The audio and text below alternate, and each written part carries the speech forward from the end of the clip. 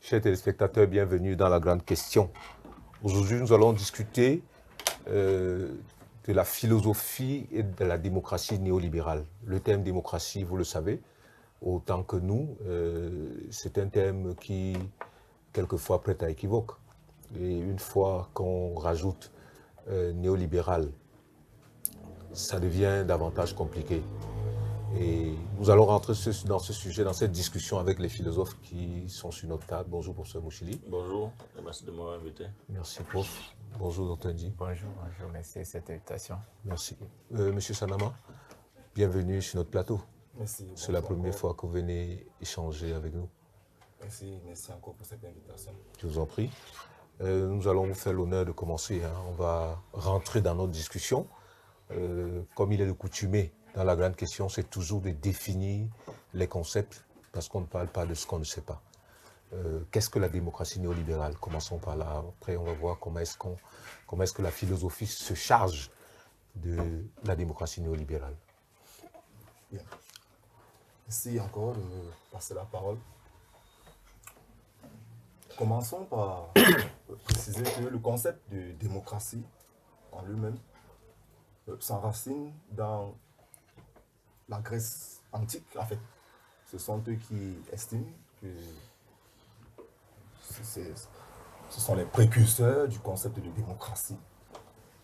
Bon, déjà, avant d'ajouter le néolibéral, il faut préciser qu'il s'agit d'un système, n'est-ce pas, de gouvernance au cours duquel le peuple est à l'origine du pouvoir. Le pouvoir émane en fait du peuple. Bien. Ce concept a donc évolué et aujourd'hui, nous sommes dans le néolibéralisme. Alors, précisons que la démocratie néolibérale est ce système qui prend désormais en compte la réalité d'abord économique, parce que dans le néolibéral, il y a l'enjeu concurrence, l'environnement économique, et qui s'étend désormais vers le politique, en son temps comme ça. L'objectif étant donc de déterminer les conditions améliorées de stabilité, paix, égalité, et voir comment arrimer ce système dans l'histoire de l'humanité. Si je m'appuie à ce niveau sur la pensée de Fukuyama, il se trouve que la démocratie néolibérale est justement ce qu'il appelle la fin de l'histoire. Voilà en quelque sorte préciser le concept de démocratie néolibérale. Docteur Ndi, je poursuis avec vous.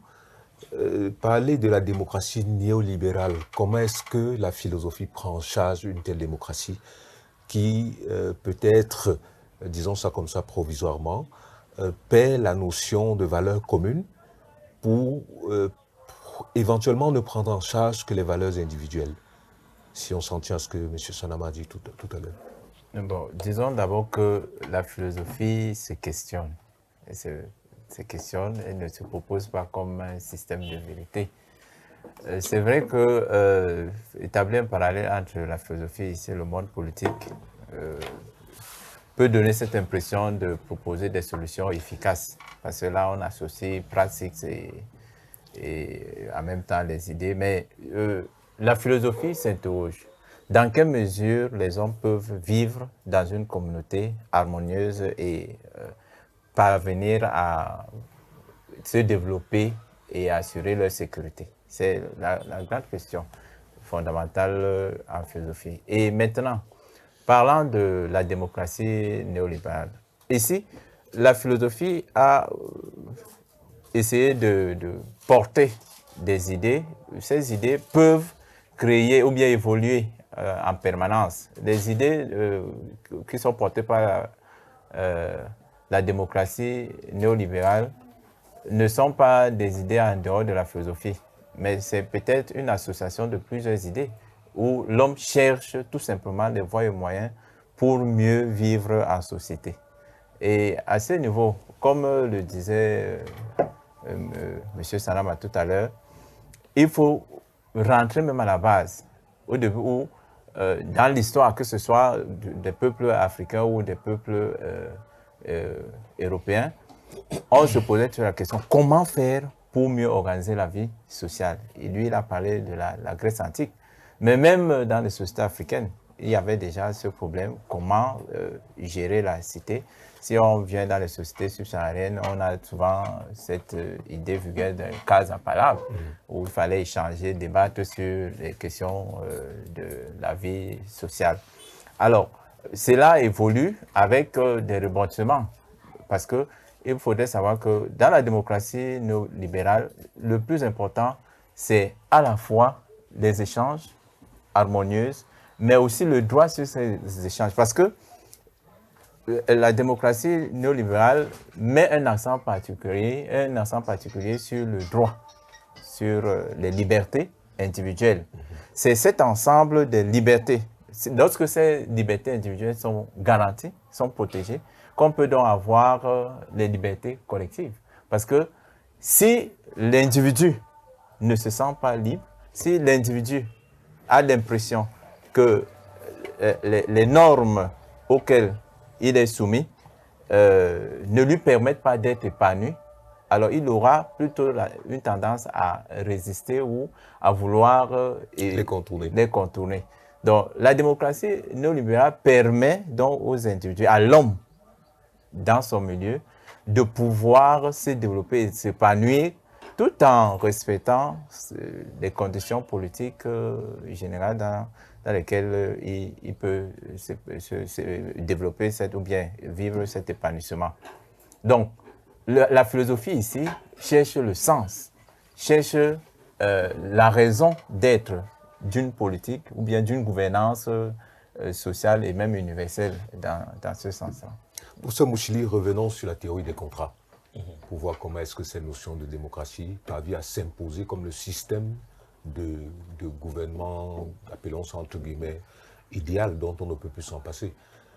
Aujourd'hui, quand on dit que vous êtes démocratique, on a l'impression d'avoir dit que vous êtes excellent.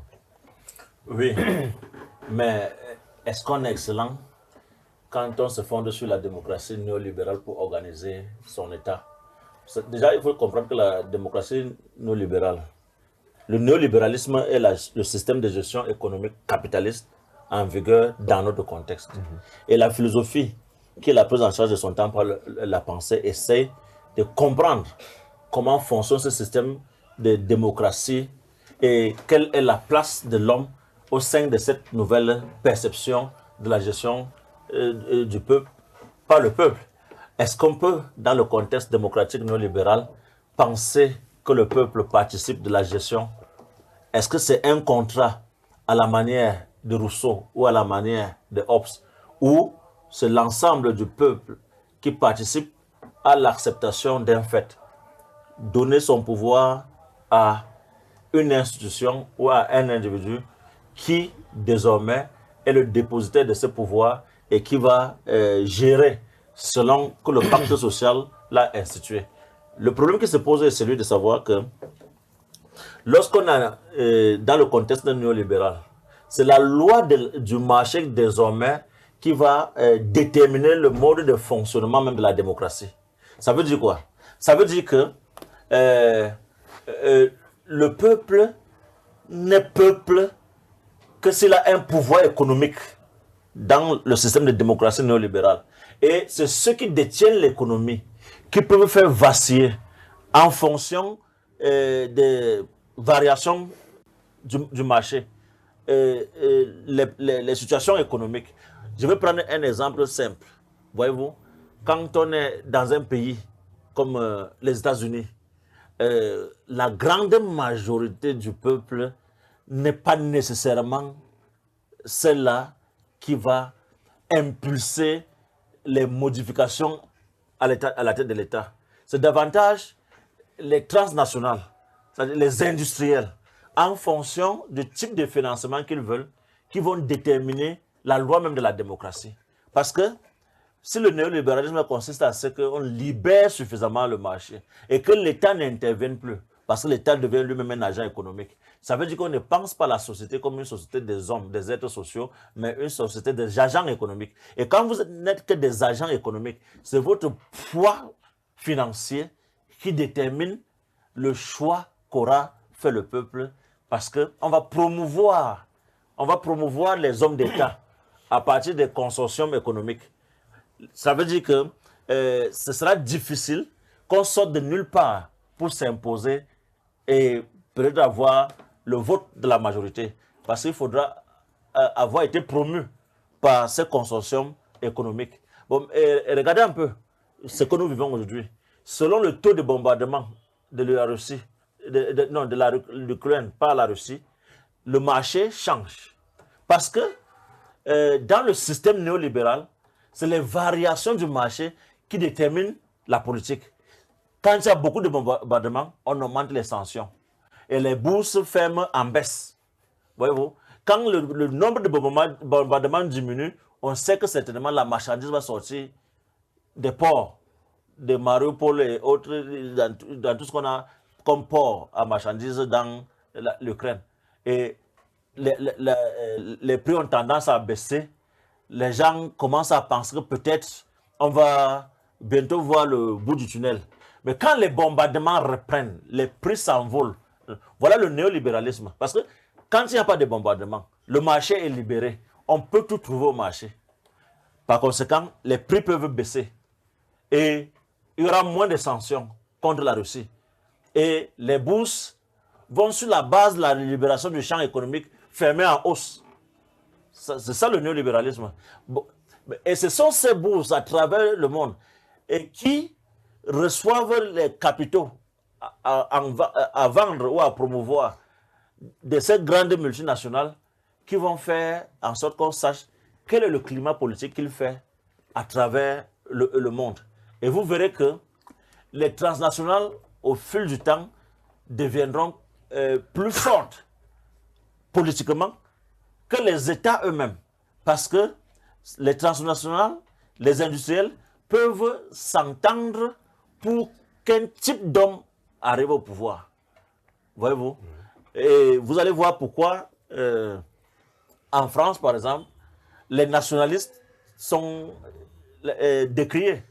Le Front National, par exemple, bon, ils ont un nouveau nom. Le Rassemblement National. Et pourquoi le Rassemblement National ne peut pas être au pouvoir en France en ce moment? Nous discuterons certainement de la signification de la mondialisation, parce que justement, on a l'impression que cette traversée des frontières renverse toute potentialité de nation. Chaque fois que vous proclamez aujourd'hui comme nationaliste, on a l'impression que vous êtes fermé à la mondialisation. On peut même dire intégriste. Oui. C'est de l'intégrisme vu par le néolibéralisme. Oui, vu par le néolibéralisme. Monsieur Sanama, je vais dans la logique du professeur. Est-ce qu'on peut considérer le thème néolibéral comme économique tout simplement? C'est-à-dire que, est-ce que notre débat finalement, ce n'est pas philosophie et démocratie économique? C'est vrai qu'on pourrait voir ça dans ce sens. Est-ce que le libéralisme n'est pas essentiellement économique? Potentiellement, oui. Mais pas de façon automatique. Pourquoi? Parce que même si l'économie est posée à la base, le libéralisme va au-delà de l'économie pour affronter aussi la mondialisation. Et quand on parle de mondialisation, on est déjà dans le volet socio-politique. Le professeur Mouchili soulignait... Monsieur Sanama, vous parlez de la mondialisation qui doit être ou de la mondialisation qui est? Je parle de la mondialisation qui doit être. Nous ne sommes pas dans un débat idéaliste. Hein. Tout à fait. En fait, je voulais repréciser juste ce concept parce que actuellement, les États entretiennent deux rapports. Les États entretiennent deux types de rapports. Soit ce sont des rapports. Le premier rapport, c'est le rapport diplomatique, justifié par la résolution pacifique des conflits. Et le deuxième rapport, c'est le rapport de guerre. Et dans le rapport de guerre, c'est là que l'économie entre en jeu. Puisque la guerre, à la fin, elle est économique. Donc, le libéralisme, c'est vrai, économique, mais ne s'arrête pas au volet économique. Il s'étend aussi au niveau sociopolitique. D'autant dit, je m'interroge fortement sur la notion de peuple, parce qu'on l'a évoqué, dans cette notion de démocratie néolibérale. Quand le professeur parle de multi ou des transnationales, on voit bien des individus, pas davantage des peuples. Même quand on parle de l'économie américaine, vous allez voir que et cette économie-là porte des noms, des grands noms, qui désignent des grands, qui renvoient à de grandes firmes, et c'est ceux-là qui sont à la décision. Est-ce que la notion de peuple a un sens? Si on peut comprendre le peuple comme l'ensemble de la représentation nationale. La notion de peuple est déterminée aussi par le contexte légal, le système normatif dans lequel on évolue. Voilà pourquoi, quand on parle même de démocratie néolibérale, il faudrait voir que c'est un désir de progrès par rapport à la démocratie classique et la démocratie philosophique et politique qui a peut-être animé la politique à la fin des années 70 et autres. Donc, dans la démocratie dite néolibérale, vous allez trouver plusieurs formes là, et en fonction quand même des caractéristiques des peuples. Là, pour revenir à votre question. Ce qui fait que c'est vrai, il y a un désir d'universalisation, mais il y a aussi des particularismes. Par exemple, aux États-Unis, on va parler d'un système présidentialiste, alors qu'en France, c'est semi-présidentialiste. En Inde, donc, vous aurez des États dans lesquels c'est toujours dans le même système, mais qui fonctionnent avec des petites particularités qui obéissent aux besoins de chaque peuple.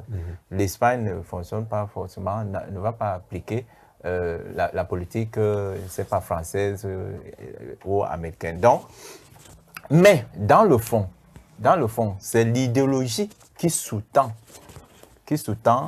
le mécanisme général qui est à examiner ou à interpréter. Et cette idéologie voudrait qu'on transcende les clivages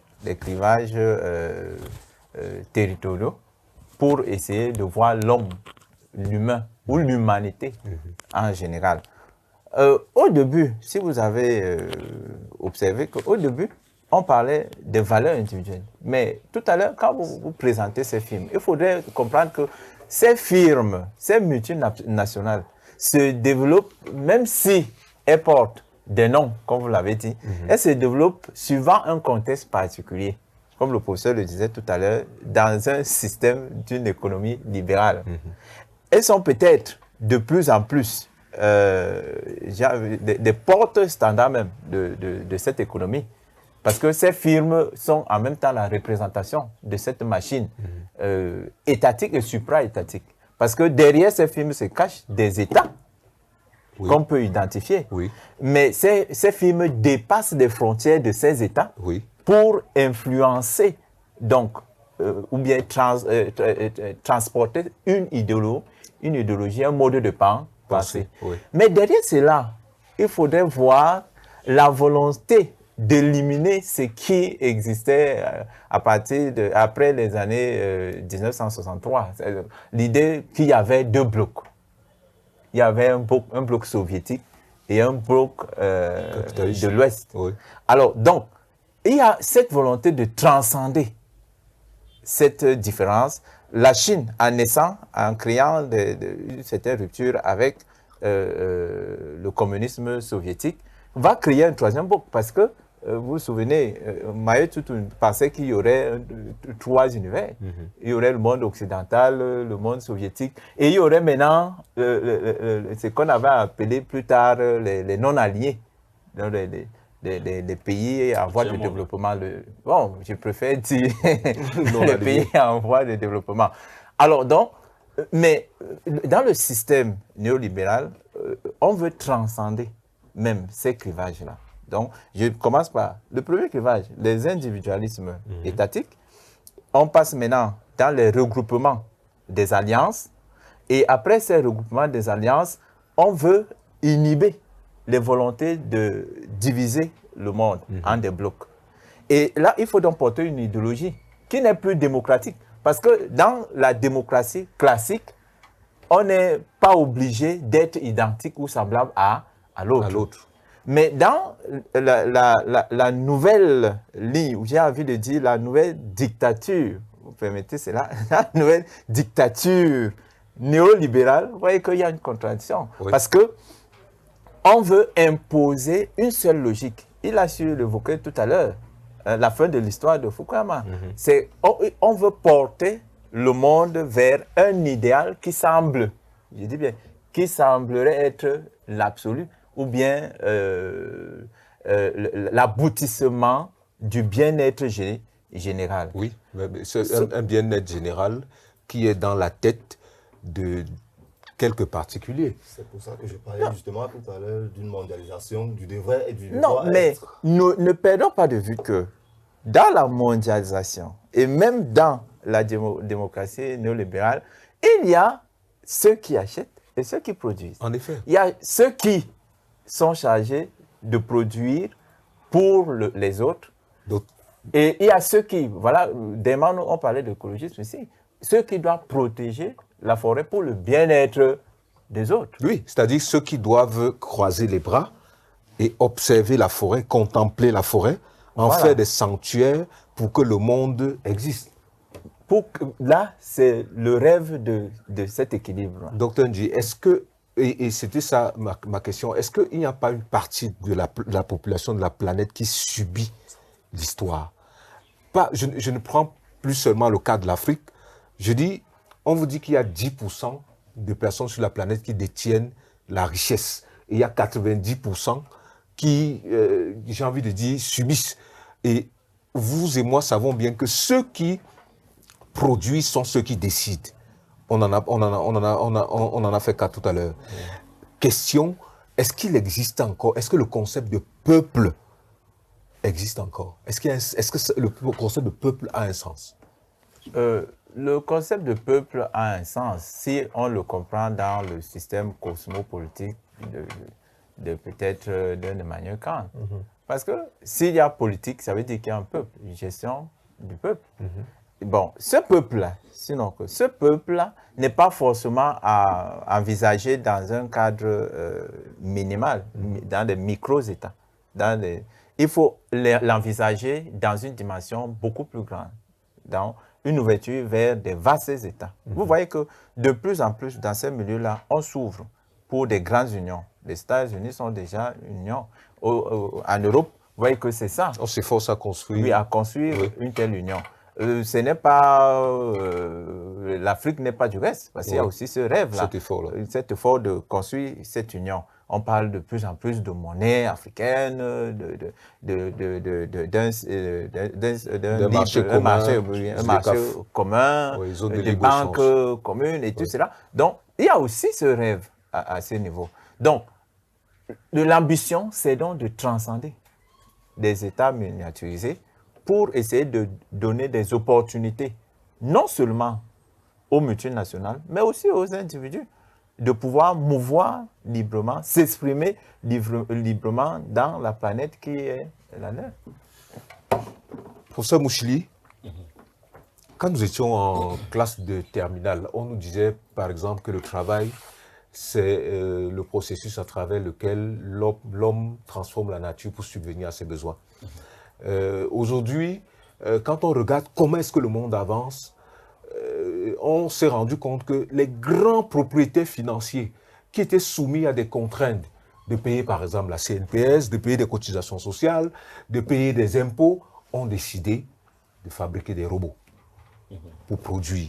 Et vous avez comme ça des espaces qui étaient gérés par 20, 30 personnes qui désormais sont gérés par 2 personnes parce qu'il y a une machine qui gère tout le reste. Quelle est la société vers laquelle on va?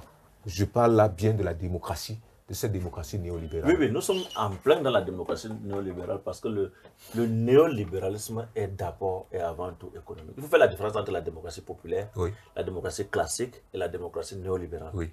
La démocratie classique, celle qui a été évoquée par M. Sanama en se fondant sur l'Antiquité grecque. Ça, c'est la démocratie classique. Classique, oui. La démocratie populaire, c'est le type de gouvernement qu'on retrouve dans les républiques communistes, comme en Chine, en Russie. Ce sont des démocraties populaires, parce qu'ils se sont autoproclamés démocratie, mais populaire parce qu'ici, il n'y a pas au sein du même peuple plus de variations politiques. Idéologiques. C'est pour cette raison que le seul parti communiste en Chine est l'unique parti, et comme ça acquiert la majorité de la population, c'est la démocratie populaire qui ne soutient que l'idéologie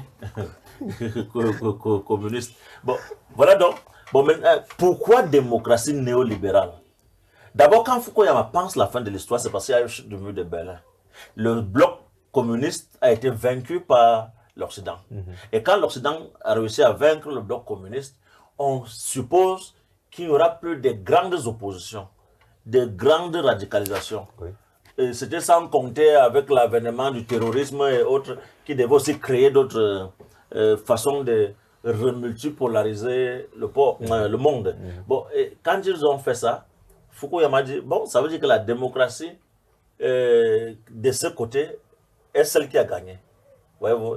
Il parle de la démocratie libérale, c'est ça, non? Tout à fait. Oui, oui. Bon, maintenant, néolibérale. C'est-à-dire, on arrive à un niveau où, quand on parle de néolibéralisme, c'est fondamentalement régimenté ou réglementé par le système économique qui va gangréner le sort de la politique pour que ce soit l'économie qui donne sens même à la politique. Oui, oui. C'est-à-dire, votre poids politique dépend de votre capacité d'adhérer aux chaînes industrielles qui existent dans votre pays. Voyez-vous? Et ce n'est pas pour rien que dans des pays aujourd'hui développés, on contrôle jusqu'au moindre centime utilisé pour les campagnes électorales. Est-ce que Sarkozy, pendant sa campagne de 2007, a reçu des financements de Kadhafi ou pas? Voyez-vous? Il a tous ces problèmes. Jusqu'aujourd'hui, ça le suit.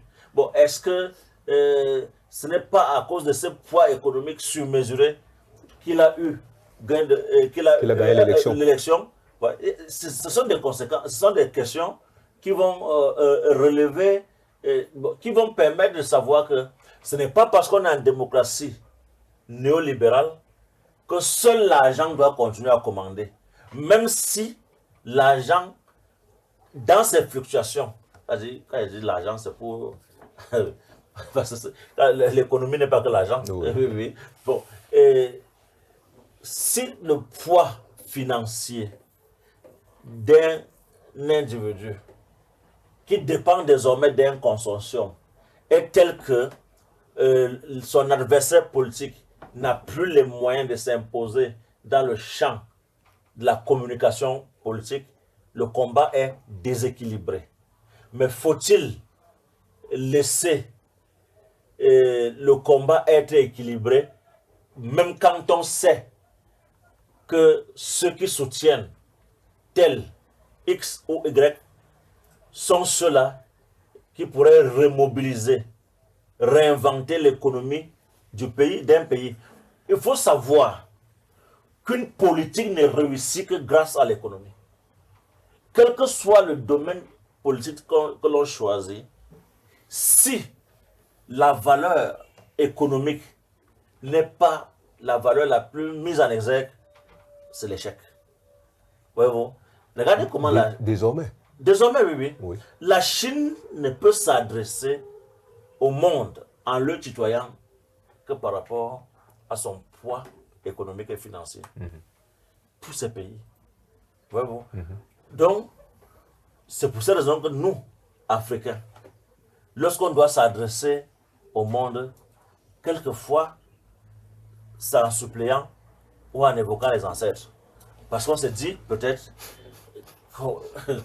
que ces ancêtres, voilà le spécialiste de la paranormalité, pourraient agir sur eux pour qu'on sorte de ces liens déséquilibrés. Parce qu'il a parlé de l'international, de la diplomatie, alors qu'il sait bien que le général de Gaulle appelait l'ONU le un machin. Vous venez d'évoquer une situation. On a vécu il y a quelques jours le président de l'Union africaine qui allait voir le président Poutine pour lui demander quoi? De libérer la farine et le blé. De libérer le blé pour qu'on puisse manger. Vous voyez, que fait la Russie?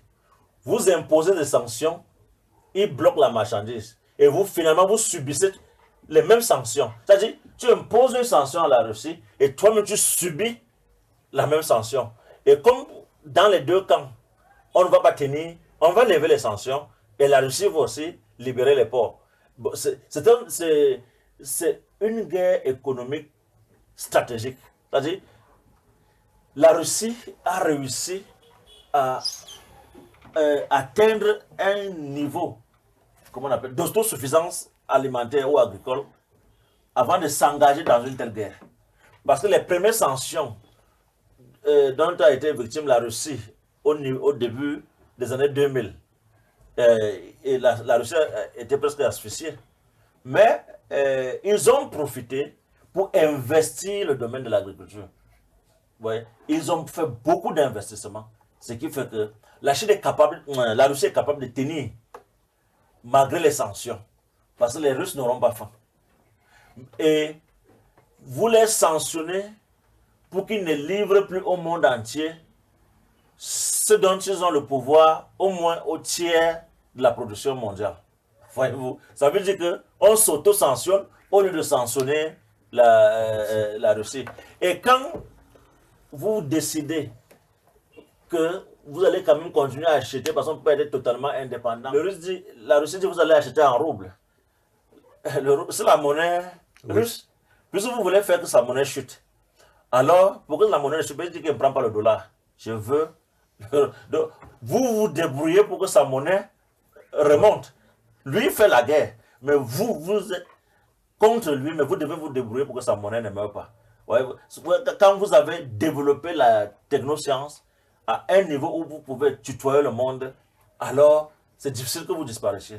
Pour ça, vous parlez de technosciences. J'évoquais la notion de robot tout à l'heure, dans les processus de production. C'est ça le néolibéralisme. Est-ce que ce néolibéralisme-là ne va pas déshumaniser? J'ai commencé par définir un peu la notion de travail, parce que le travail était à peu près le dernier rempart de l'humanité qui permettait à un homme de se sentir homme, permettait la trivialité de Karl Marx, en son temps, pensait déjà à l'avènement d'une société où celui qui possède le capital s'enrichit et l'ouvrier s'appauvrit. Sauf que dans la logique de Marx, l'ouvrier, en inversant le sens du pouvoir, devait plutôt arriver à une sorte de dialectique de maître de l'esclave où finalement le maître devient l'esclave de l'esclave. Bon, or, est-ce que c'est de ça qu'il devrait s'agir? C'est-à-dire changer le pouvoir en le déplaçant d'une main à une autre main. Le contexte politique ne change pas totalement. Or, si on avait pensé plutôt à faire en sorte que le capital soit au service de l'homme et non l'inverse, parce que le néolibéralisme signifie que l'homme est au service du capital. Nous travaillons pour le capital. Le capital ne travaille pas pour l'humanisation du vivre ensemble. Non. C'est l'inverse qu'est la vérité. C'est pour cette raison que quand j'investis, c'est pour engranger une plus-value. Et si le nombre d'employés est tel que la plus-value n'est pas celle que je veux, je diminue le nombre d'employés pour faire place à la machine qui ne va jamais réclamer un salaire. La machine va travailler, j'aurai la même quantité de plus-value, mais qui ne sera plus redistribuée par un grand nombre important de travailleurs. C'est-à-dire, parce que plus vous êtes nombreux, plus il faut la chaîne de distribution s'étend. Or, moins vous êtes nombreux et que la machine vous remplace, on maintient la production. Elle produit plus rapidement. On peut augmenter le taux de production, mais on n'a plus à payer plusieurs personnes. On n'a qu'à entretenir les machines. Monsieur Sanama, est-ce que est-ce que la démocratie, les systèmes de gouvernance ne doivent pas réinventer un autre moyen de distribuer la richesse? Parce qu'à partir du moment où c'est les machines qui produisent, il faut bien, à mon avis, que socialement, qu'on invente de nouveaux moyens pour que chacun ait au moins ce que Benoît Hamon a annoncé pendant la candidature, l'avant-dernière élection en France, comment ils appelaient le revenu universel d'existence. Comment est-ce qu'on fait, quelle humanité on crée à partir de ce moment-là? Très bien. Revenons d'abord sur l'argumentaire du professeur tout à l'heure, qui, n'est-ce pas, montre la liquidation de l'humain dans le néolibéralisme. En fait, il y a cette inversion, justement, Karl Marx parlait de l'inversion catégoriale. Ça dit, c'est désormais la machine qui existe en premier et l'homme suit. Ce qui ne devrait pas être acceptable dans le processus d'humanisation. Mais puisque nous y sommes déjà, alors, il se trouve quand même que cette économie robot dont il était question tout à l'heure enclenche la première conséquence, le chômage. C'est clair, parce qu'on remplace les hommes, le professeur disait tout à l'heure, une machine qui est là, et puis on a comme l'impression que le problème est résolu. Et pourtant, c'est notre problème qui est créé. La question, c'est que maintenant, ces ouvriers, puisqu'il faudrait plus redistribuer, qu'est-ce qu'eux, ils deviennent? La machine, elle est donc déjà là. D'où le sens plein de votre question. Il est impératif de repenser justement les systèmes de gouvernance, doivent repenser la donne de la gestion, non seulement sur le plan économique, mais aussi pour préserver l'humain. Il faut préserver l'humain. Et à ce propos, moi je pense, je prône pour le libéralisme de proximité. C'est-à-dire, celui qui prend en compte les conditions matérielles de vie et qui s'arrime à la donne de chaque société. À partir de là, on pourrait adjoindre les deux éléments, humanité économique et économie économique, pour éviter justement deux choses. Un, le logique transcendantal qui remplace déjà l'homme par la machine, et la logique scientifique qui voudrait que l'homme soit posé comme prolégomène à toute stratégie future de développement. Parce qu'à la fin, on va se rendre compte que ce soit la production économique, que ce soit la production économique qui fait le lit dans le néolibéralisme, à la fin, la question c'est pour quelle finalité? Et la réponse qui me semble logique, du moins à mon niveau, la finalité c'est l'homme. Docteur Di, on est dans le règne du produit absolument. Et quand on regarde les réseaux sociaux, quand on regarde les initiatives qui sont levées dans notre société contemporaine, on a l'impression que ces initiatives sont bien individuelles. Et la question que je me pose, et c'est celle que je vous pose, c'est de savoir comment est-ce qu'on réussit quand même à faire communauté dans un environnement mondial où les questions nationalistes, où des concepts de nationalisme sont désormais sujets à caution. Oui, dans la philosophie de John Rawls, Benjamin Constant, John Locke, on retrouve justement ces notions de communauté, de justice. Mais j'aimerais préciser que si on engage une sorte de ségrégation ou bien de repli sur soi, comme le préconise M. Tchanama, je crois que nous courons le risque d'aller davantage de repli en repli. Parce que votre proximité n'est pas forcément ma proximité. On doit avoir un minimum de transcendance et de globalisation. Parce que même dans un état comme le nôtre, où nous sommes là en train de diffuser, les réalités de ce quartier ne sont pas les mêmes réalités que le quartier voisin. D'à côté.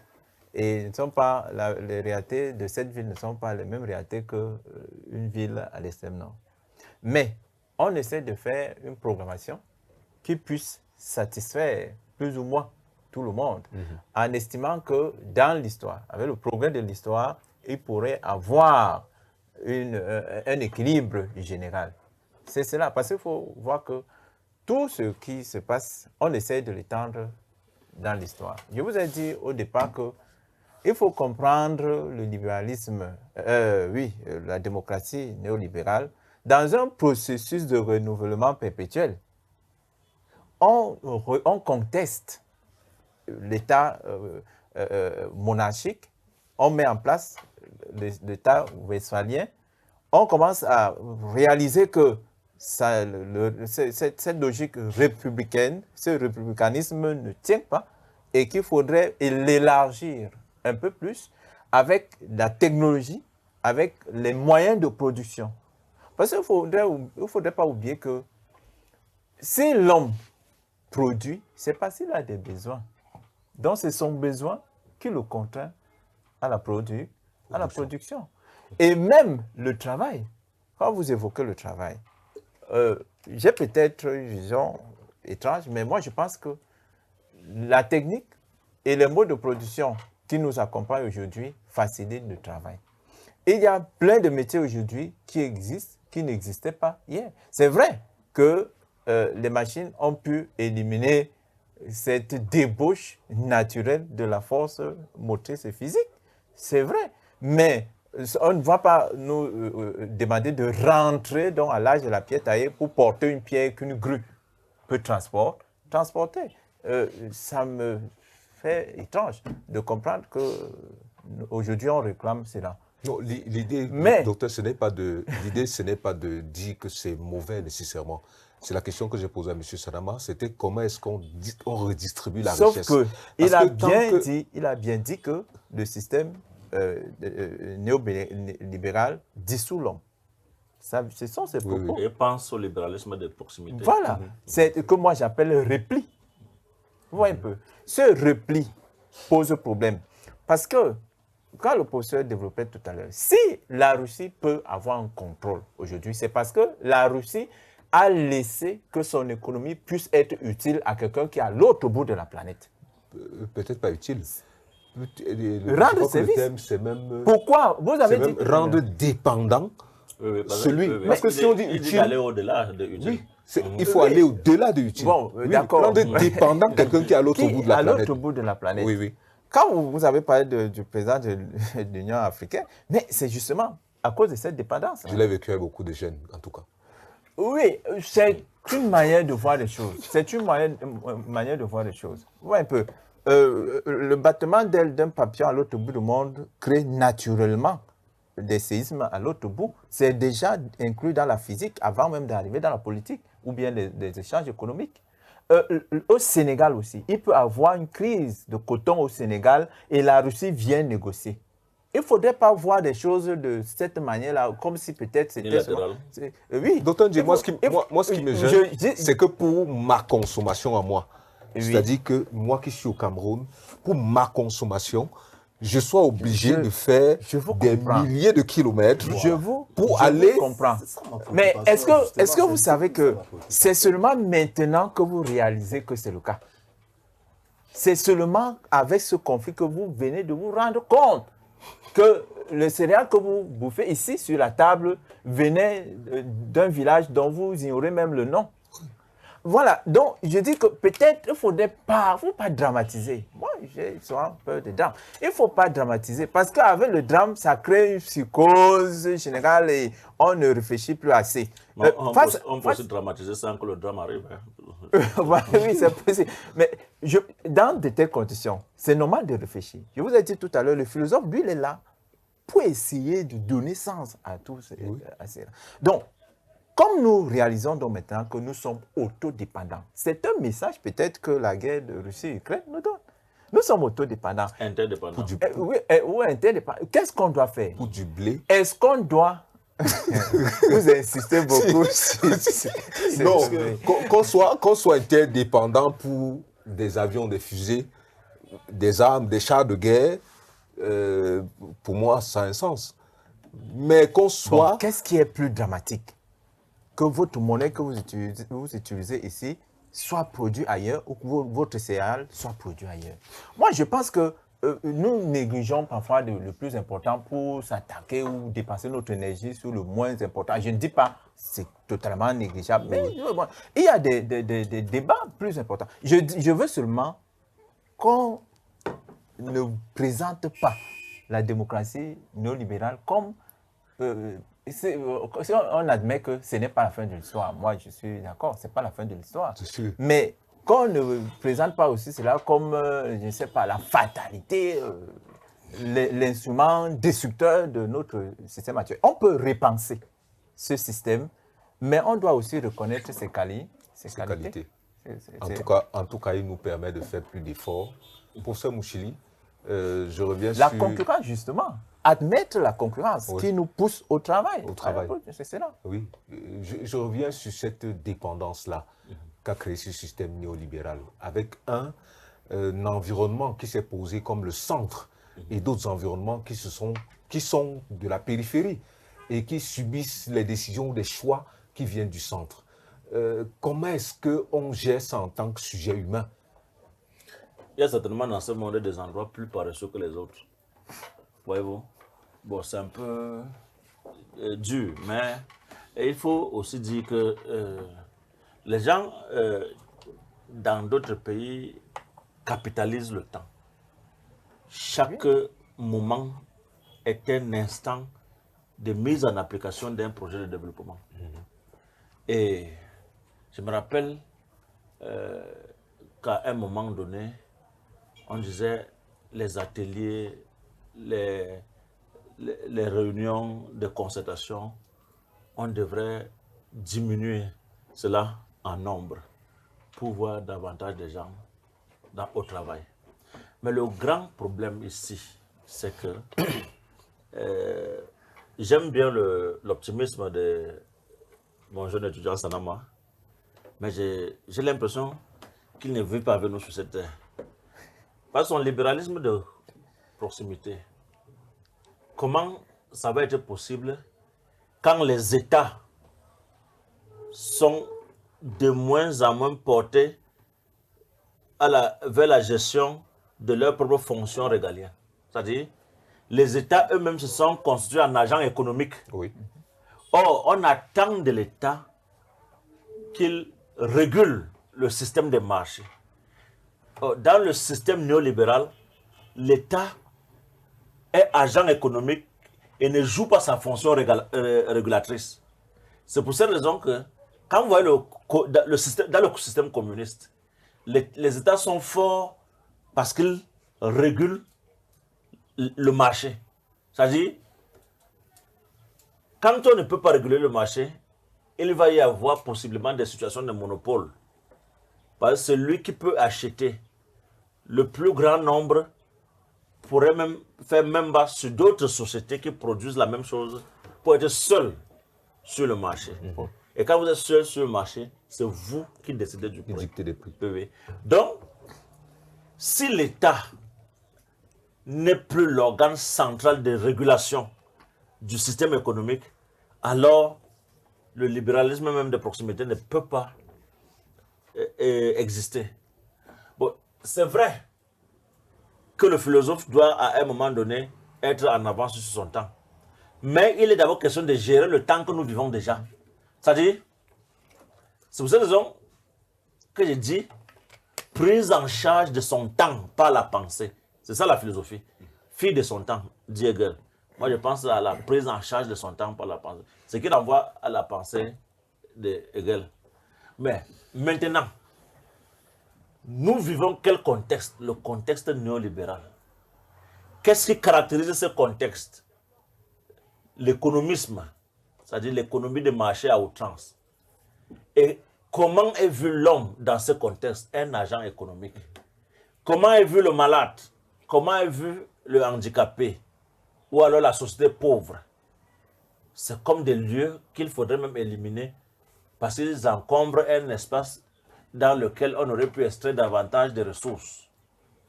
Voyez-vous? C'est cynique, mais c'est ça, le système contemporain. Voyez-vous? Mais qu'est-ce qu'il faut donc faire? Si les États reviennent à la charge, il n'y a plus d'économie libérale. Parce que économie libérale signifie libération de tout le système marché. Et si vous voulez participer du système, vous entrez là comme un agent économique et comme un agent de contrôle. Et vous respectez les Et règles. vous respectez les règles du marché. L'État qui est au-dessus de toi est en concurrence avec toi sur le marché. Parce que vous allez au marché, l'État va au marché pour acheter le même bien. On ne va pas vendre à l'État parce que l'État est plus grand que vous. On pourrait te vendre ça parce qu'on est sûr que toi tu es facilement maîtrisable et que peut-être tu peux produire, tes idées peuvent favoriser la multiplication de ces systèmes d'échange. Voyez-vous? Voilà. Ça signifie donc que l'homme, comme être social, disparaît. L'homme, défini à partir des critères d'efficience comme productivité, compétitivité, compétence, rentabilité, est le seul homme valable pour notre temps. Mais est-ce que c'est ça qu'on doit soutenir? Ce n'est pas peut-être ça qu'on doit soutenir, parce que ce n'est pas l'idéal de l'homme qu'on cherche. Mais c'est ça qu'on vit. Comment faire pour que celui qui vit cela ne soit pas totalement englouti, phagocyté par le capital et qu'il y ait encore un moment où on puisse parler de l'homme et que le capital soutienne plutôt l'homme et non que l'inverse devienne l'ordre du monde à tout jamais. Et même quand ceux-là ont eu le capital et ont pensé qu'ils détenaient, qu'ils chapeautaient l'ordre du monde, si vous suivez les derniers discours de Sarkozy, lui-même, il avoue que l'Occident ne peut plus se penser comme avant. C'est-à-dire à la tête de toutes les sociétés et dictant sa volonté, sa puissance, sa loi, sa culture. Il faut désormais faire dans un système multipolaire où il risque même de perdre l'Occident.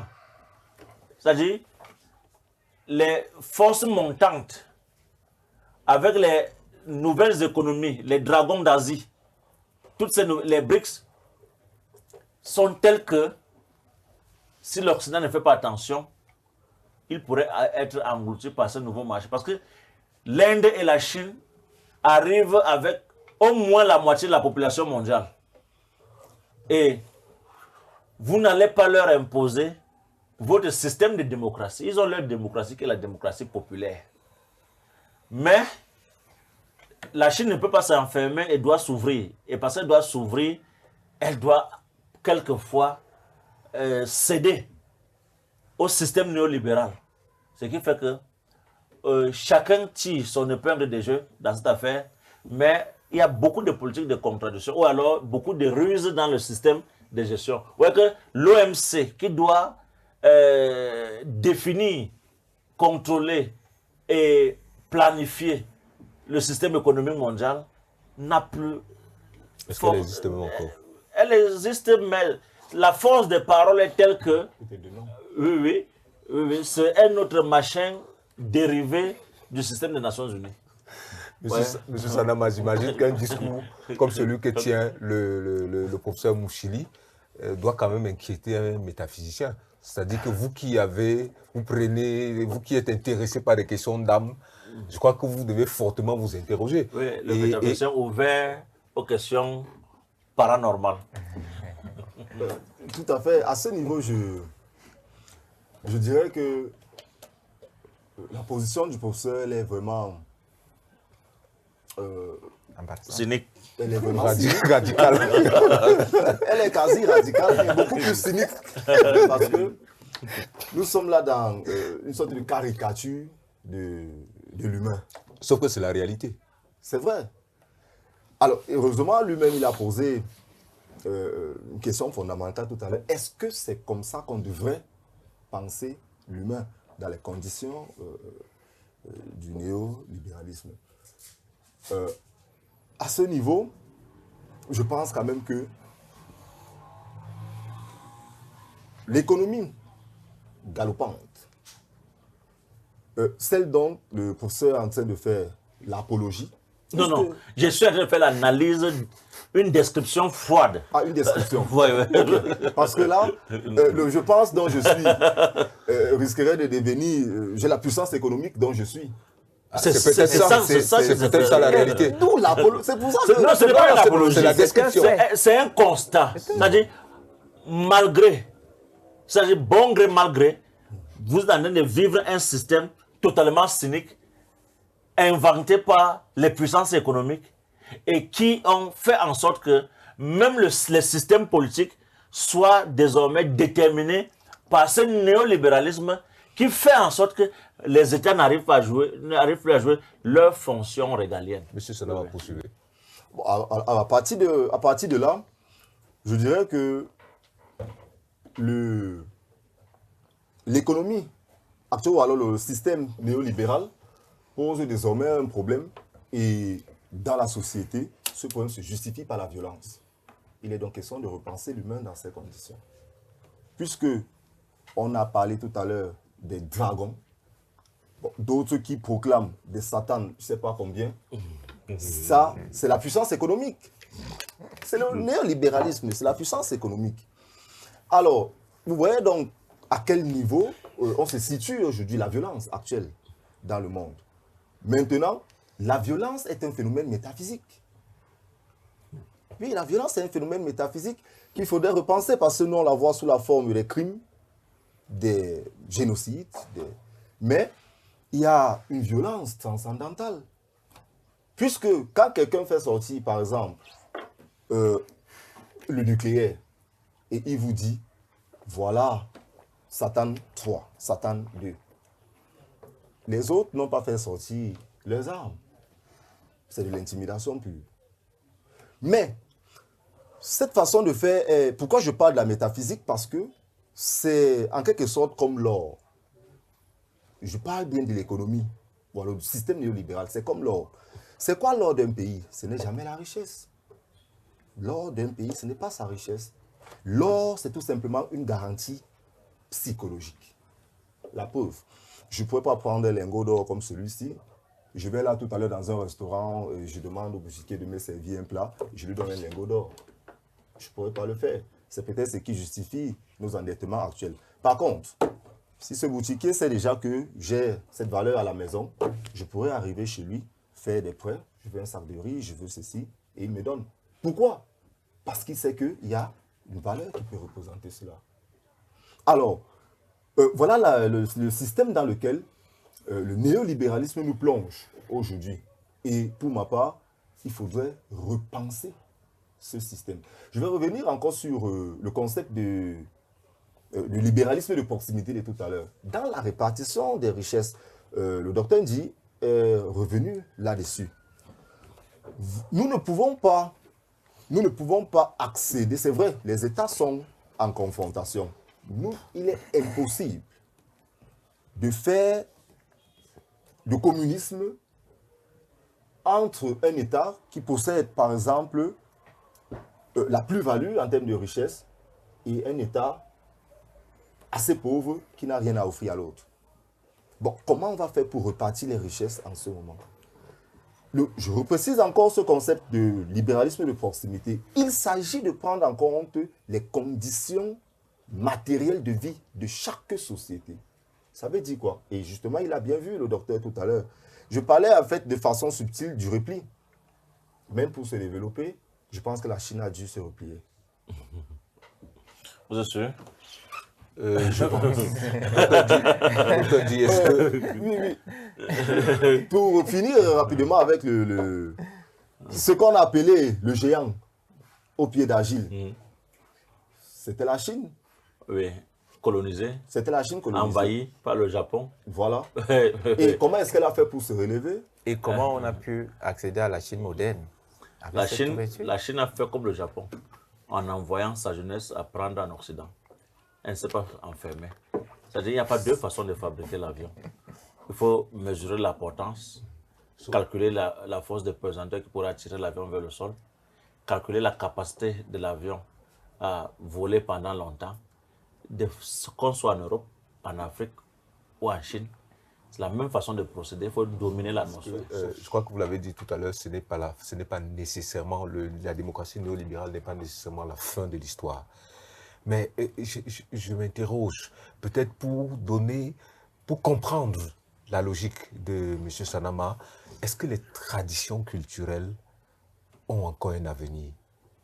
Je me demande, est-ce que finalement tout le monde va aller vers ce néolibéralisme-là? Bon, tradition... En tenant compte que notre manière de consommer, notre manière de produire et de consommer change forcément nos valeurs. Oui. Oui. Adam Smith, Keynes, les Ricardo et tout, ils ont créé une culture. Sinon, nous ne serons pas là. Si nous parlons du néolibéralisme aujourd'hui, c'est parce que les gens ont pensé cela. Ce qui n'existait pas. On a mis en place une nouvelle culture. Maintenant, quand vous parlez de tradition culturelle, c'est peut-être, comme vous le dites, essayer de revenir sur le propos de Sanama, M. Sanama. Je pense que quand vous arrivez en Chine, malgré le développement de la Chine, vous voyez quand même la culture chinoise s'épanouir, malgré son développement. Oui. Cela n'empêche pas que la Chine soit aujourd'hui entrée dans l'histoire. Vous voyez un peu ce que je veux dire, entrer dans le système. C'est-à-dire qu'il faut être mondialisé, capable d'entrer dans ce système en gardant ses valeurs. Préservant ses valeurs. Mais on ne peut préserver, Marcel, toi l'avais dit, on ne peut préserver ces valeurs que si on a acquis la puissance.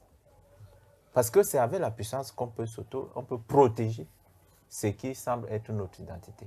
Mais sans la puissance, on perd son identité. Parce que c'est la puissance de l'autre qui va influencer notre identité et va l'absorber.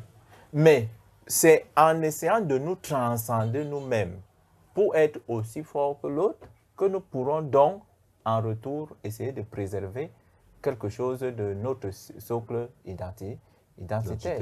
Mais si nous prétendons que nous allons nous mettre en marge de l'histoire, je pense que c'est un risque. On a le droit de penser. On peut penser même ce qu'on ne s'imagine pas. Oui. Mais c'est un risque par rapport à notre propre volonté de s'émanciper et de s'affranchir peut-être de nos faiblesses d'aujourd'hui. Parce qu'il faut le dire, en tant qu'Africains, nous devons plutôt nous poser la question comment nous pouvons être concurrentiels, comment nous pouvons aussi avoir notre place dans l'histoire qui s'écrit, qui est en train de se déployer. Le principe fondamental, c'est la CPP, la concurrence pure parfaite. On pense que, comme le professeur l'expliquait tout à l'heure, c'est lorsque les échanges sont multidimensionnels, peuvent être admises et dépasser les frontières de l'individu et des frontières des États, qu'on peut facilement se développer. Et que c'est dans ce processus-là que l'individu, lui, il va trouver son compte. L'individu trouve son compte lorsque la machine monde est en mouvement. Mais cette machine monde, il faudrait bien qu'elle soit contrôlée par des puissances. Ça, nous le voyons. Même s'il peut y avoir des contre-puissances, mais pas de puissances, par des pôles de production. Même au niveau du travail, il y a la division universelle du travail qui intervient. Et c'est là où nous devons nous poser la question. Est-ce que nous allons rester à la place qu'on veut nous affecter, nous imposer? C'est donc là où je parlais de dictature. La place qu'on veut nous affecter dans cette histoire, est-ce que nous l'acceptons? Si nous reculons, comme le propose M. Sanama, est-ce que cela nous permettra d'être concurrentiels? Est-ce que cela nous permettra d'être moins esclaves? Je pense que non. Or, si nous nous assimilons Et le professeur le disait maintenant, profitez du temps par le travail. Mais mettons-nous au travail. Si la Russie peut contrôler même les plus forts aujourd'hui, ce n'est pas le travail.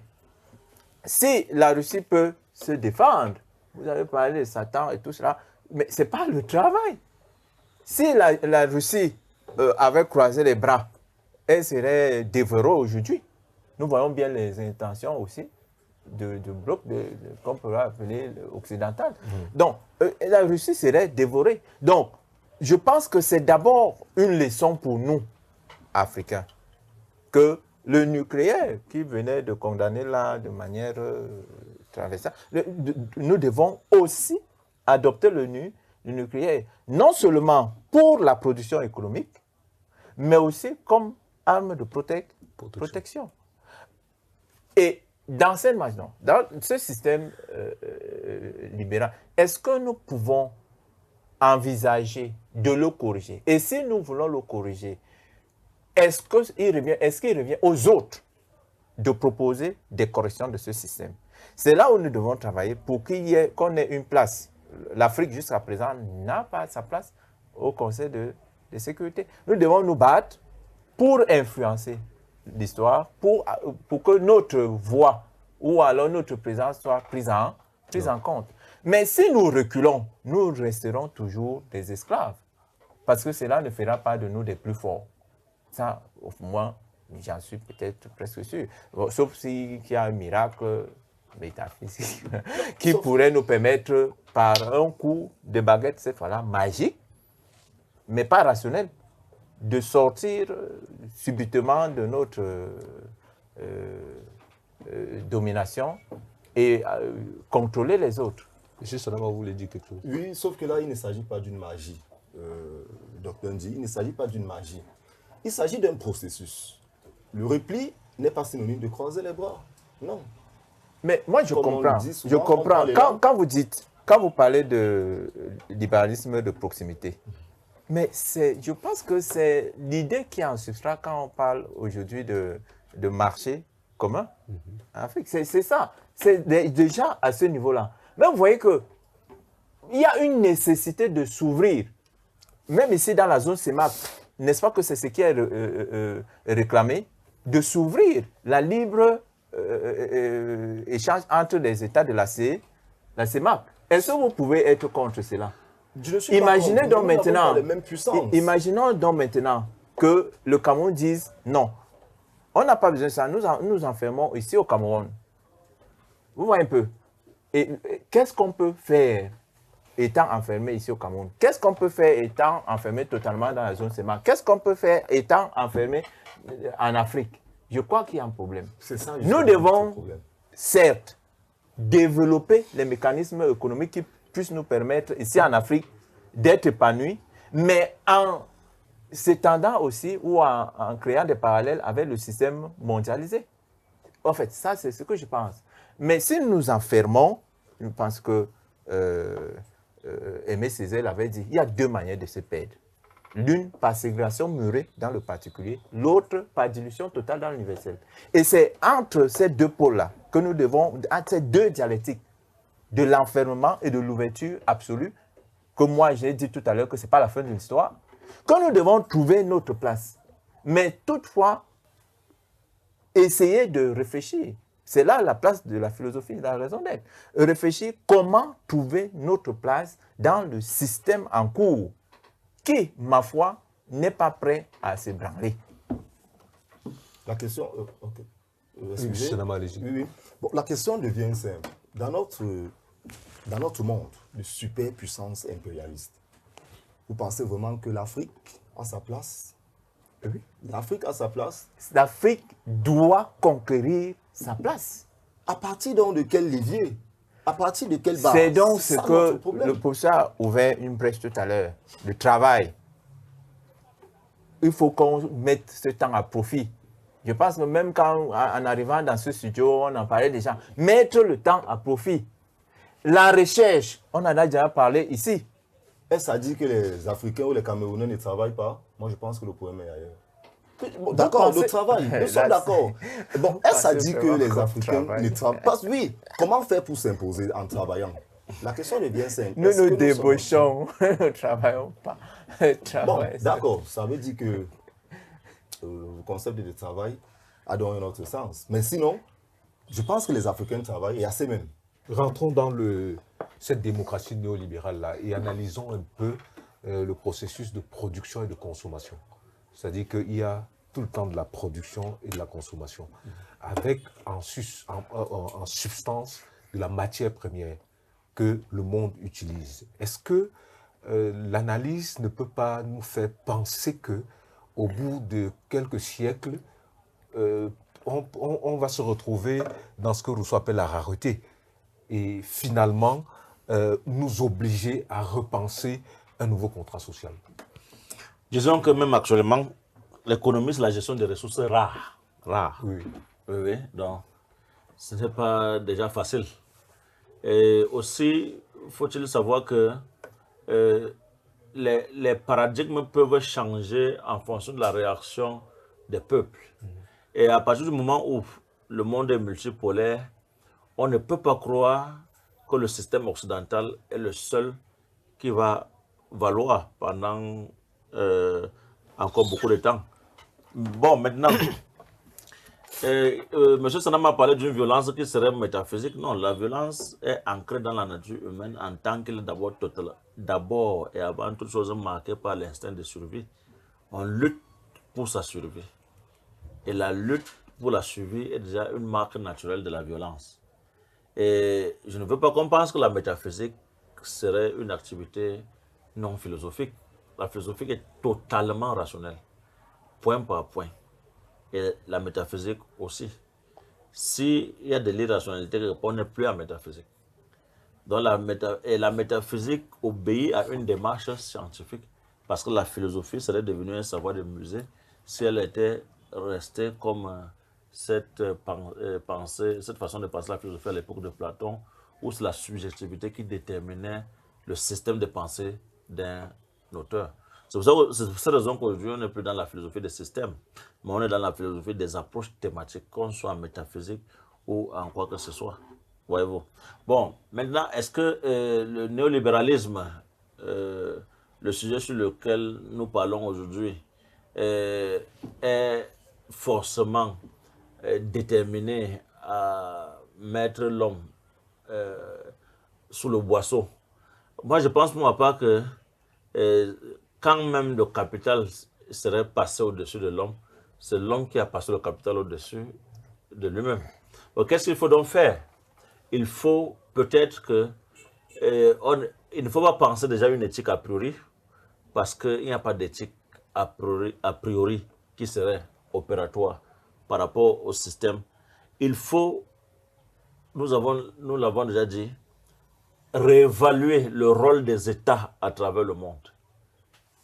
Et quand on aura réévalué, si on réévalue le rôle des États et que l'État assure pleinement ses fonctions les plus régaliennes, on aura déjà sauvé l'homme.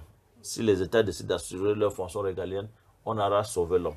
Bon, maintenant, qu'on entre dans l'économie néolibérale, où on voit les hommes se livrer à une concurrence féroce, là, ça sera pour des besoins de civilisation. Parce que quand l'État ne peut pas encore assurer, n'assure plus ses fonctions régaliennes, au nom de ce que nous sommes dans une logique d'économie, même les sociétés les plus grandes garantissent encore quelque chose comme moyen de subsistance à leur jeunesse. Le néolibéralisme ne signifie pas fin de la prise en charge du social, mais il faut que cela ne soit pas vécu comme une charité de la part de l'État, mais que l'État soit astreint à des fonctions régaliennes qui feraient en sorte que le dernier, c'est-à-dire le membre du peuple le plus éloigné du centre se sente concerné par le système politique de son État. Alors, à ce niveau, c'est possible, puisque un État n'existe que parce qu'il assure ses fonctions régaliennes.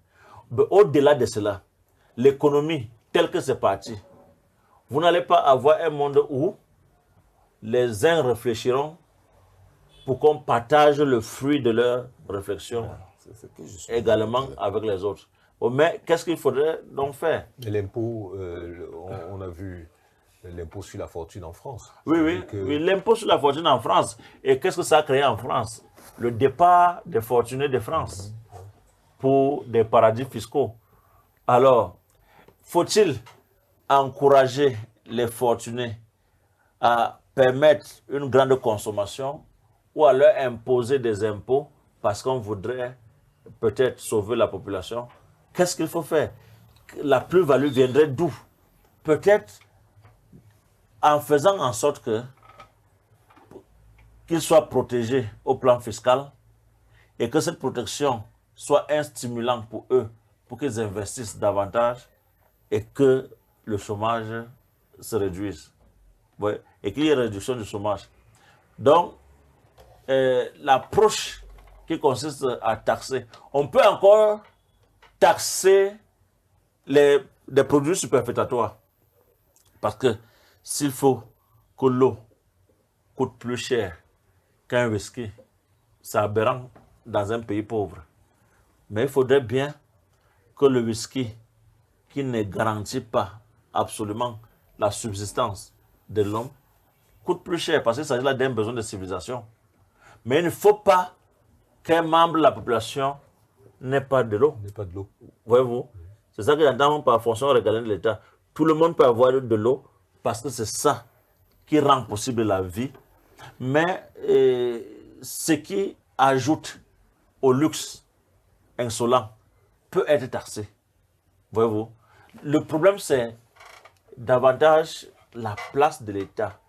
En fonction de la place que l'État occupe dans la société contemporaine, on verra ce qu'on veut faire de l'homme. Prof, on veut bien, je m'interroge, on se demande si l'État, si l'État, les États qui gèrent nos sociétés ne sont pas plus vieux que le système économique en place. C'est-à-dire, parce que le système économique est venu les trouver avec des règles, avec des manières d'être, des manières d'agir.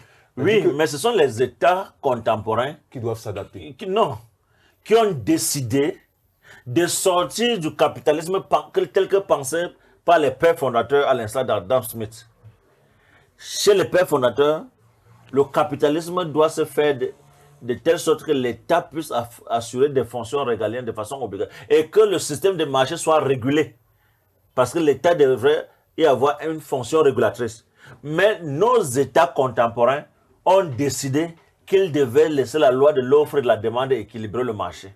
Et en laissant le marché s'auto-équilibrer, on a oublié que les forces économiques ne sont pas égales. Et que par conséquent, il y aurait des mastodontes qui pourraient engloutir ceux-là qui appartiennent à des économies fébriles. Oui, oui. Monsieur Sadama, le métaphysicien, je repose la question, je l'ai posée tout à l'heure, comment est-ce qu'il conçoit les notions d'âme dans un contexte comme celui-là? Alors, dans un contexte néolibéral comme le nôtre, le métaphysicien, lui, il conçoit l'âme dans son essence, c'est-à-dire cette entité immatérielle qui ne saurait être aliénée, en quelque sorte. Distincte, bien évidemment, du corps, ou alors de l'enveloppe corporelle, puisque c'est elle qui est mise, cette enveloppe, a pris. L'âme reste toujours dans son essence anima, comme son nom l'indique en latin, c'est-à-dire cette entité qui anime. Par contre, l'âme, dans le système néolibéral, prend un autre sens. Puisque si le système néolibéral repose fondamentalement sur l'économie, l'âme devient économique à ce niveau. Du coup, l'âme a un sens dans le système néolibéral parce que, tout comme c'est l'âme qui est le cœur de l'homme, en quelque sorte, c'est justement cette économie qui symbolise également le cœur du système néolibéral. C'est dans ce sens que moi, je fais cette approche. Moi, On reste là dans une vision pluraliste du composé humain, c'est ça? Nous sommes dans la vision justement pluraliste du composé humain et justement l'éclatement également des rationalités. Est-ce que l'âme, dans ce cas, est un acquis ou alors une quête? L'âme en tant qu'acquis ou quête, pour moi, je pense quand même que l'âme est là, c'est l'essence. L'âme, c'est un acquis. C'est la base même de toute chose, c'est l'essence. Et c'est ce par quoi tous les autres phénomènes se déclenchent. Parce que tout ce que nous vivons, tout ce que nous disons, ne peut pas se passer sans avoir une modification sur l'homme. L'homme a forcément changé sa vision de penser le monde, sa vision de se projeter. C'est pour ça que je vous pose la question d'ailleurs. Oui, l'âme en elle-même, elle est inaliénable. Ce qui change en l'homme, ce sont les modalités, tout simplement. Ok. D'auteur dit philosophie et démocratie néolibérale. Dans le contexte où nous en sommes tout à l'heure, quand on a eu la discussion, je revenais un peu sur le fait que nous soyons allés supplier pour qu'on nous libère le blé, la farine. Est-ce que l'État ne doit pas, comme le disait le professeur tout à l'heure, se rassurer que ce qui fait l'existence de l'homme, ce qui fait la présence de l'homme, ce qui lui donne de pouvoir se projeter, de pouvoir lire, de pouvoir fabriquer des avions, de pouvoir est d'abord la garantie. Parce que si on doit faire des milliers de kilomètres pour aller pour une telle question, avec tout ce que nous avons comme acquis, on doit quand même s'interroger, à mon avis. Oui, c'est vrai. On ne peut pas quand même se garantir de tout. Bon, mais avant de répondre à cela, je vais dire que quand vous regardez le système du bouddhisme, ceux qui estimaient préserver l'âme après la mort et estimaient même qu'ils pourraient ressusciter cette âme, pour arriver là, ils prenaient le système de momification prenait environ 2 à 3 ans. Durant 2 ans, tu commençais à prendre certains breuvages qui avaient pour but d'éliminer les toxines dans l'organisme qui pourraient permettre à ton organisme de se dégrader, de pourrir, en fait. Donc, tu prenais cela pendant près de 2 ans. C'est ça qui permettait aux moines bouddhistes, quand le processus avait atteint le seuil où on estime que tu as certainement éliminé toutes les toxines, on t'enfermait donc dans une chambre et sous un fil, tu tirais le fil pour qu'il y ait une sonnette qui montrait que tu étais encore en vie. Quand tu ne pouvais plus tirer la sonnette, on estimait que tu étais mort et on te laissait encore un certain temps pour venir voir si ton corps ne s'est pas dégradé. Certains réussissaient, il y a 25 personnes qui ont réussi cela. Les autres, leur corps se dégradait automatiquement. Quand ton corps n'était donc pas dégradé, on estimait que tu as atteint le rang de Bouddha, de Dieu, de la divinité. Quand je raconte cela, c'est pour dire quoi? C'est pour dire que ici, sans même s'en rendre compte, on dit que l'âme, c'est le corps.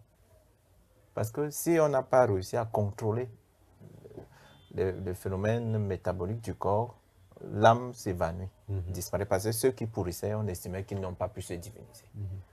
Donc ça veut dire que le mécanisme n'a pas fonctionné. Le corps, le breuvage, en fait, n'a pas agi comme il le fallait. Je crois que vous comprenez pourquoi je fais cette parenthèse. Maintenant, pour revenir au système néolibéral, je dirais que notre inquiétude, moi je pense que notre inquiétude la plus importante, c'est de savoir si nous pourrons être compétitifs. Je dirais simplement, mettons le peuple au travail et que ce peuple puisse porter l'État. Parce que si nous estimons qu'on aura une garantie extraordinaire, venant d'où? À partir de quoi? On ne peut pas, comme je disais tantôt, on ne peut pas se garantir de tout. On sera toujours dépendant de quelque chose. Mais qu'on puisse réduire la dépendance et qu'on puisse produire de sorte que les autres puissent dépendre de nous. Nous avons des terres où on peut produire du céréal. Oui, un peu. Nous avons des compétences où si nous n'avons pas, essayons de On peut en fabriquer. les fabriquer et essayons un peu d'adopter la mécanisation, c'est-à-dire passer pour aller à une agriculture industrielle. Je suis par rapport à la nourriture, Très bien, à la oui. concurrence. Voilà. Donc, avoir une agriculture industrielle que de faire l'agriculture de subsistance. Moi, je fais dans l'agriculture. Quand vous allez au village, vous voyez, les gens ont leurs petits champs là. C'est là qu'ils vont prélever pour aller vendre. Quand ils vendent, c'est pour acheter le riz ramené au village. Oui, donc, vous-même, vous mettez un système de dépendance automatique. Vous vendez 2 tiges de manioc, et pour revenir au village, vous ramenez du riz, quelques biscuits aux enfants, vous ramenez des bonbons, vous achetez du maquereau, vous achetez ceci. Vous voyez un peu. Est-ce que vous travaillez pour vous-même? Vous travaillez en fait pour les autres. Et quels sont ces autres-là? C'est ceux-là qui ont des grands bateaux pour faire la pêche, pour avoir ce poisson dans votre... c'est ceux-là qui ont des machines pour produire des céréales à l'autre bout et on le découvre seulement maintenant, qu'on bouffe dans les biscuits, où on ramène du pain. Vous savez, quand vous voyagez souvent, vous allez au village, on dit ramène-nous du pain. Hein? C'est courant chez nous. On ne voit pas cela. On ne voit pas cela. Donc, c'est à nous de mettre en place des modèles peut-être alternatifs, pas pour sortir du circuit, mais pour peut-être influencer. Bon, si nous pouvons faire du pain avec le céréales, vous savez que les pays qui se plaignent le plus sont des pays qui n'ont pas mis en place un système pour essayer d'être concurrentiel. Vous voyez que l'Inde, qu'est-ce que l'Inde a fait? L'Inde a dit, moi aussi, je ne laisse plus mon céréal sortir de mon territoire parce que l'Inde a sa propre production.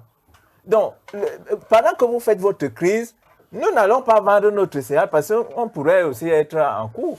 Vous voyez un peu. Donc, un tel enfermement est donc rationnel. Nous travaillons, nous produisons pour essayer de réduire la dépendance. Mais en temps normal, l'Inde laisse souvent que ses produits s'écoulent. Vous voyez qu'aujourd'hui, on est en train de voir comment contourner le pétrole russe. Mais les autres États de l'OPEP, l'Arabie Saoudite, disent que non, vous n'allez pas nous pousser en erreur. Si on augmente la production, ça peut entraîner la chute des prix. Donc, vous n'allez pas nous pousser dans l'erreur. Donc, vous voyez que dans tous les cas, chacun veut préserver ses acquis.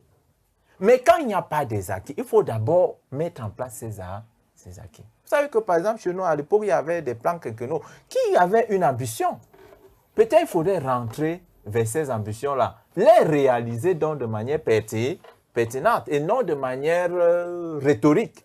C'est peut-être pourquoi le professeur ne fait qu'insister qu'il faut la réalité. Il faut qu'on parle du réel. Pas de manière rhétorique, qu'on dise non. Non, il faut qu'on rentre dans le travail où on produit réellement et qu'à partir de notre production économique, scientifique, technologique, on peut donc être concurrentiel. Soit le faire, soit périr. Ou alors continuer à être des mendiants. Voilà. Professeur Mouchili, le mot de la fin. Est-ce qu'on peut compter sur le secteur privé? Dans un monde qui veut se développer, on ne peut compter que sur le secteur privé. Peut-être nous sommes encore au stade embryonnaire de notre processus d'industrialisation, mais il va falloir commencer par les PME et les PMI. Parce que c'est à ce niveau qu'on commence à meubler, à tisser la structure qui va permettre de nous reconnaître comme des États ayant pour ambition se développer. Et ce qu'on doit savoir, c'est que l'État doit jouer son rôle. L'État doit jouer son rôle Parce que le système néolibéral ressemble à un système où la mère poule laisse les poussins se débrouiller alors même qu'elle sait que les poussins n'ont pas encore atteint la maturité nécessaire pour se débrouiller. Bon, ce qu'on doit faire, c'est surtout penser un État qui peut produire. Et on ne peut produire que si on est acharné au travail. C'est dans l'acharnement au travail, l'adoption des systèmes de formation qui encouragent le développement de la technoscience qu'on peut sortir. Mais je ne voudrais pas revenir sur les questions d'âme, parce que moi je n'y crois pas du tout. Je reste dans ce que j'ai dit. Bon, parce que, vous savez, on n'a faim par le corps. Hein. On a faim par le corps. On est violent par le corps parce que les coups de poing arrivent. Voyez-vous? Bon, maintenant, si vous pensez à une autre forme de violence, moi je pense qu'il y a des bruits de canon qui prouvent que l'Ukraine n'est pas en sécurité et on fuit avec la force physique. Les Noirs, même à un moment, n'arrivaient pas à fuir parce qu'on ne leur permettait pas d'entrer dans les mêmes camions. Voyez-vous? Mais leurs âmes ne se sont pas libérées pour trouver l'autre rive. Quand ça tombait sur eux, ils mouraient vraiment. Bon, moi, je pense plutôt que la démocratie néolibérale a permis la promotion de l'initiative personnelle et de l'industrie. Sauf que sauf que l'instance qui devrait garantir la justice sociale ayant démissionné pour se faire agent économique a permis la dilution de l'homme dans le capital qui est passé comme la valeur suprême, la valeur supérieure à toutes les autres valeurs. Et il est question aujourd'hui de ressusciter l'homme. On ne peut pas tuer le capitalisme. Non. On peut réinventer la prise en charge par l'État du destin de ces populations. En quoi faisant? En la remettant comme l'instance qui définit les fonctions régaliennes et qui les assume et les assure. C'est sur ces mots, chers téléspectateurs, que nous allons achever cet entretien. Et comme vous le savez, dans la grande question, nous émettons des pistes de réflexion et à vous d'aller lire, d'aller suivre d'autres débats, d'en débattre avec des gens autour de vous pour pouvoir avoir peut-être pas la satisfaction dans ce que vous recherchez, mais davantage pour pouvoir vous poser de bonnes questions. Merci infiniment, M. Sanama. Merci à vous. Merci d'être venu échanger avec nous. Et bonne chance pour ceux qui y croient dans votre logique de métaphysique, dans vos études de métaphysique. Parce qu'il faut le dire aujourd'hui, on a l'impression, je ne sais pas ce qu'en pense le professeur M. Dr Ndi, que la métaphysique, bon voilà, on reviendra sur la question une autre fois. Merci Dr Ndi. C'est moi qui vous remercie. Merci professeur Mouchidi. C'est moi qui vous remercie pour cette invitation. C'était spectateur, à très bientôt sur Africa TV.